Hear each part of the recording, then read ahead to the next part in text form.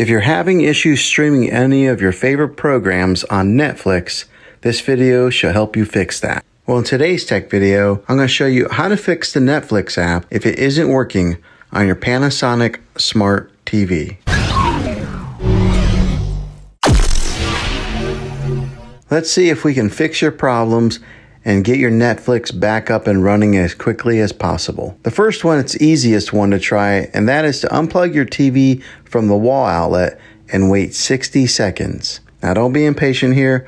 Wait the whole 60 seconds, then plug it back in. This is very different from turning off your TV with your remote control. This is called a hard reset of your TV, so make sure you do this method. If that doesn't work, then find your router that is giving you Wi-Fi and unplug the power to that for 60 seconds. Then plug it back in. If that fixes it, great. If not, let's move on to the next method. Try deleting the Netflix app on your TV.